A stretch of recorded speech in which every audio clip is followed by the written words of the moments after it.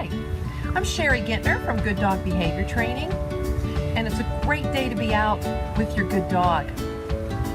I have been training dogs for almost 30 years, loving animals since I was very little, and I believe in all positive dog training because it's kind and it's fun and it's good for everybody. Adults can do it, children can do it, and all dogs love it from a very young age all the way until they're full grown. Lots of people ask me, how do dogs learn? Well, the way dogs learn is through consequences and associations. Let's give you an example. With consequences, if my beautiful dog runs up to me, slides into a sit, and looks in my face, it makes me happy. I want to reward my dog for doing that. So I might pet my dog. I might tell my dog what a great dog she is. If I have a cookie in my pocket, I have a cookie in my pocket. So if I have a cookie in my pocket, I might give her a cookie as a reward. It was all good for the dog. The dog had a wonderful experience. The dog will be more likely to repeat that sitting behavior in the future because it was good for her. The consequences were good. Alternatively, my dog could run up to me and jump all over me, but what I would do is I would ignore her. I wouldn't say off because that would be paying attention to her. I wouldn't respond to her in any way, and those consequences wouldn't be good for her.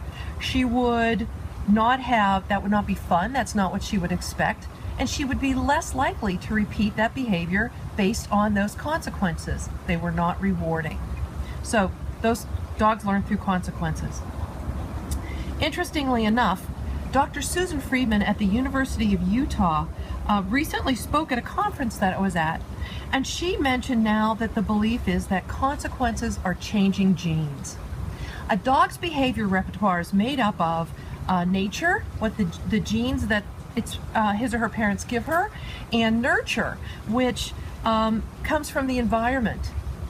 Now what they're believing is that the consequences from the animal's behavior is modifying the genes, and this has huge impact on what we believe about evolution. The other way that dogs learn is association. So associations are things that are paired closely in time. The doorbell rings, your dog predicts that there's something exciting outside. Dr. Temple Grandin tells us that dogs are great novelty seekers. Animals are great novelty seekers. And novelty can even overcome fear. That's how strong of a drive novelty is. Well, your dog is going to get excited, maybe jump, maybe bark at what's outside. You can change your dog's association, change your dog's mind about thinking that there's always something exciting outside by asking your dog to sit and feeding your dog food rewards whenever the doorbell rings. Doorbell is associated with cookies when I sit here on the rug. It's no longer associated with something coming in. So what are the implications for this for you training your dog? If you carefully give your dog the experiences that he or she needs to make associations that you appreciate, and if you give your dog consequences for her behavior that guide your dog to behave in the way that you appreciate, you reward behaviors that you appreciate, you're going to be a lot happier with your dog. Your dog is going to grow into a dog that has behaviors that work for you as well as him or her. So if you want to connect, you can find me on Facebook. You can look up gooddogbehavior.org, my website.